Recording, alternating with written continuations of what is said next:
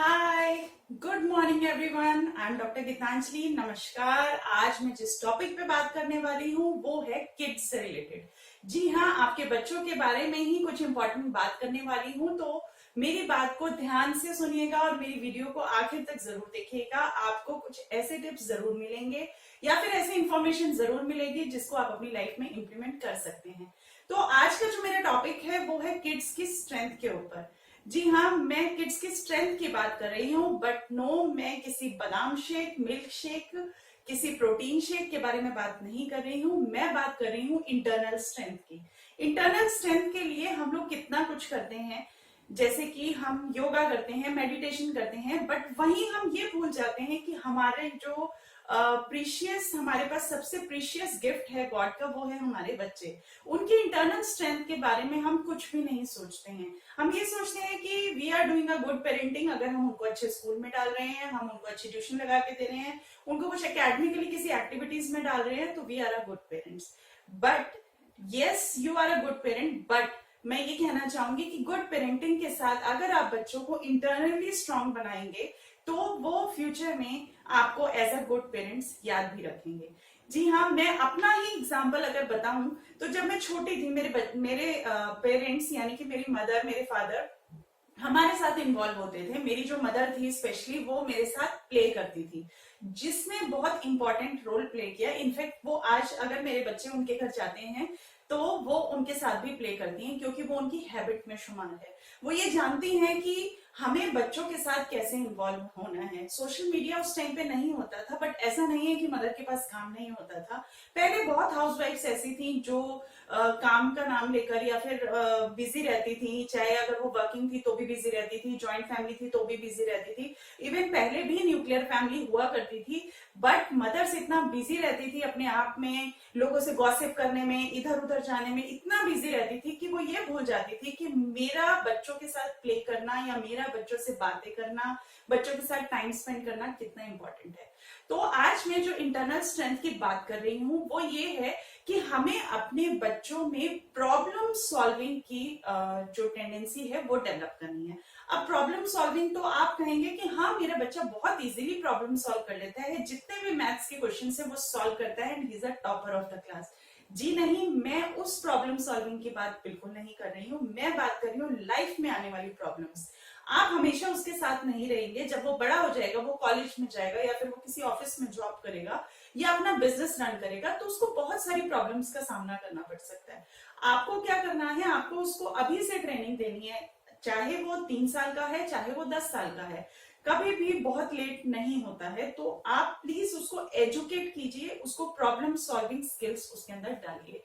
जैसे मैं आपको एक एग्जांपल देती हूँ। बच्चा गार्डन में गया, खेल रहा था, आपने उसको सिखा रखा है कि फ्लावर्स प्लक नहीं करने हैं, लेकिन उसने किसी दूसरे बच्चे को फ्लावर प्लक करते हुए देखा। अब उसको ये समझ नहीं आया कि उस सिचुएशन पे उसको क्या करना है। वो उसको रोकना चाहता था, बट वो बच्चा इतना हेल्दी है या फिर इतना स्ट्रांग है, वो डरता है, उससे बड़ा है, तो वो वहां पे उस सिचुएशन पे कुछ नहीं कर पाया। वो आया आपके पास इवनिंग में, उसने आपको सारी सिचुएशन बताई। आप बीइंग अ पेरेंट, आप सुन के उसको बोलेंगे, लगाना था एक जोर से, या फिर उसको समझाना था कि फ्लावर्स प्लक नहीं करते हैं, ज्ञान बांटना था। जी नहीं, आपको उसको मौका देना है और समझने की जरूरत है कि वो उस प्रॉब्लम को कैसे सॉल्व करने वाला है। यानी कि आप जैसे उससे बात कर रहे हैं, हाँ बेटा क्या हुआ था, अच्छा मम्मा, उसने वो आया और उसने फ्लावर देखा, उसको फ्लावर बहुत अच्छा लगा, उसने फिर फ्लावर प्लक कर लिया।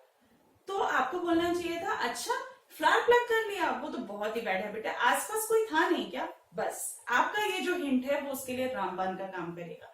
वो समझ जाएगा, ओ शिट मामा, उस टाइम तो वहां पे माली अंकल थे, मैं अगर उनको बता देता तो वो उसको जरूर डांटते और उसके बाद वो कभी भी फ्लावर प्लग नहीं करता। तो आपने क्या किया, आपने उसको हेल्प करी, उसको हिंट दिया, बट आपने उसको गाइड नहीं किया, उसको बताया नहीं कि प्रॉब्लम को कैसे सॉल्व करना है। तो बताने की बजाय उसको हिंट दीजिए, उसको हेल्प कीजिए, क्योंकि वो अभी छोटा है।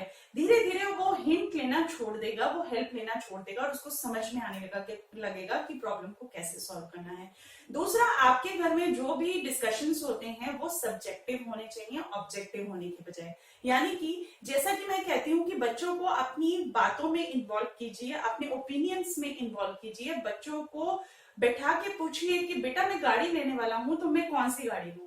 आप उसको अपनी शान के खिलाफ समझते हैं। आप सोचते हैं कि मैं बच्चे को बहुत बड़ा सरप्राइज दूंगा अगर मैं न्यू कार लेके आऊंगा, बट आप ये बिलीव भी नहीं कर सकते कि बच्चों के अंदर क्या चल रहा है। अगर आप उससे डिस्कस करेंगे तो शायद वो अपनी चॉइस आपके सामने रख दे जो आप अफोर्ड नहीं कर सकते, इसीलिए आप उसको अपने ओपिनियंस देने का हक नहीं देते हैं। बट ऐसा नहीं है। आप उसको अपनी सिचुएशन समझाइए कि बेटा हमारा इतना बजट है, हम इतने ही रिच हैं, हमारे पास इतना ही पैसा है, इसी बजट में ये कार्स आती हैं, तो तुम सजेस्ट करो हमें कौन सी कार लेनी चाहिए। वो आपका बच्चा है। जैसे पेरेंट्स बच्चों के दुश्मन नहीं होते, ऐसे बच्चे भी मासूम होते हैं, वो किसी के दुश्मन नहीं होते।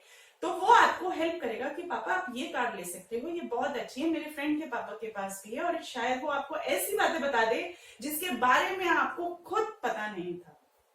तो जो भी आप डिस्कशन करते हैं अपनी फैमिली में, उसमें बच्चों को भी ओपिनियन देने का हक रखिए, अनटिल अनलेस वो केस या फिर वो प्रॉब्लम ऐसी ना हो।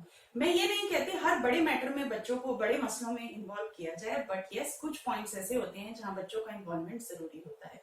दूसरा, आपको बच्चों को अपनी राय रखने के हक के साथ साथ आपको ये समझने की जरूरत है कि जो भी डिस्कशन हो रहा है वो सब्जेक्टिव होना चाहिए, यानी कि आपकी फैमिली के सारे मेंबर्स उस डिस्कशन में इन्वॉल्व होने चाहिए।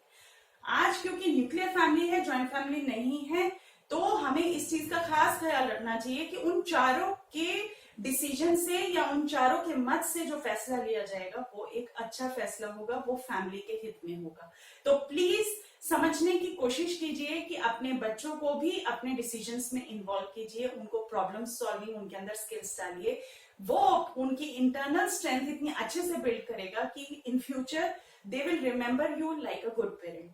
Thank you. अगर आज की वीडियो मेरी आपको पसंद आई और इंफॉर्मेशनल लगी तो प्लीज इसको लाइक और शेयर करना मत भूलिएगा। Thank you.